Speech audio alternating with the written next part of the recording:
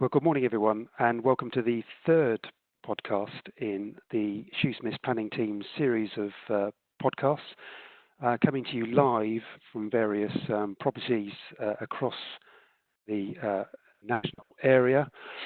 With me today, I'm Tim Willis. I'm a planning partner in Shoosmiths, and I have with me today Catherine Jump, who's joint head of our planning and environment team, and David Matthias, who's one of our planning partners. With very nice furniture at the back there.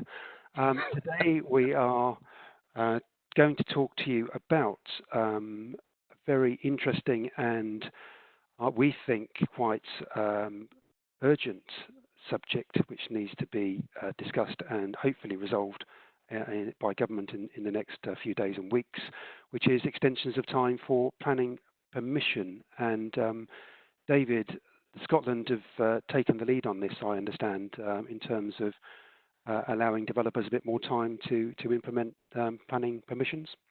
You're right, Tim.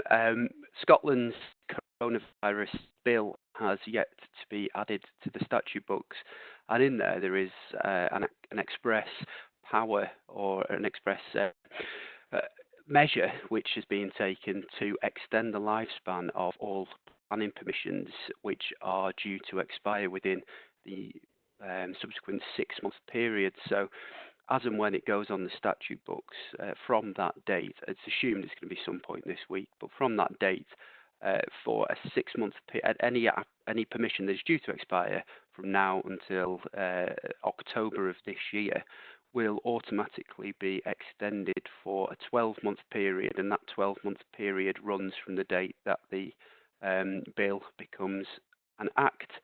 So what that will do, I mean, Scotland is slightly different than it is from England and Wales because the government has actually taken the measure of closing down all construction sites. So for them, it's probably a little more black and white in terms of how they need to preserve their planning consents, whereas here it has been a fairly controversial issue that the government hasn't actually issued an edict whereby all construction sites must close. So at the moment there are some construction sites which are continuing to operate, and there are others which are not. So it's certainly not quite the same set of circumstances here, whether that's by accident or design. Who knows? But it's something that needs to be looked at because there will be a lot of developers who are sitting on planning consents which will in the coming weeks and potentially months expire without having been implemented. Thanks, David. And Catherine, in England and Wales, we don't have similar provisions. My understanding is the coronavirus bill, coronavirus act as it is now in England, doesn't deal with this point. No, at the moment, we don't know how the English and Welsh governments are going to deal with it. And the only relevant related thing we have is really to look back to what happened in 2009 in the last recession. And in that case, the government didn't take the stance like the Scottish government has now in blanket extensions of time. And what they did was they introduced an amendment to the General Development Procedure Order that actually amended Section 73 of the Town and Country Planning Act, as people will recall. If in those circumstances you had planning permissions that are about to expire and you couldn't implement because of the recession, each applicant actually had to formally apply to the local authority under Section 73 for an extension of time. You could negotiate how long that extension of time was, but you also had to go through the full formal process of applying. The output of a Section 73 application is a fresh new planning permission. So with the applications to extend time, you had to submit any updating information that you needed, included any updated environmental information. So it was actually a quite lengthy and detailed process you had to go through.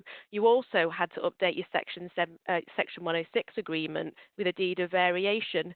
So entirely different to the Scottish model, and had its challenges in terms of creating work for applicants and the local authority.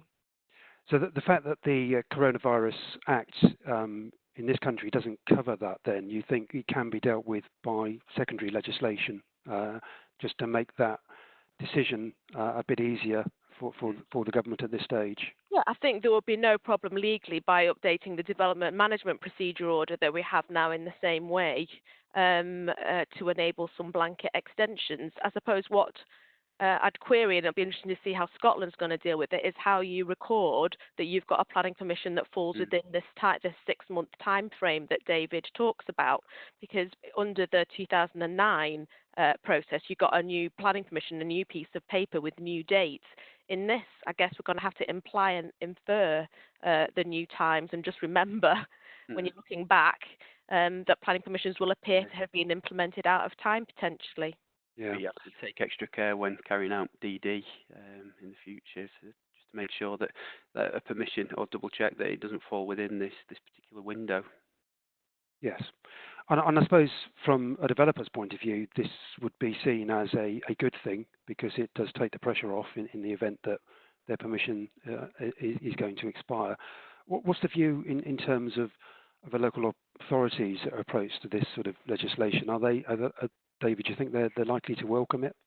I would have thought it would be welcome, because the difference between here and 2000 and the last recession, 2008 and 9, would be that this amending the law in this way isn't creating a new administrative step for those who are getting to grips with the new normal of working more remotely to undertake. So a blanket approach in this manner probably is going to be beneficial all round, because you've not got people trying to get to grips whilst working from home with a brand new way of doing things. Yeah, and I suppose with local authorities, if they're relying on the permissions in terms of 5-year housing landslide figures, for example, they're going to want to keep those on the books, and certainly a blanket extension rather than individual applications, given where we are in terms of the practical measures that need to be delivered and sorted out in order to achieve that. It's just not that easy at the moment with everybody working at home. So that's really helpful. Thank you both.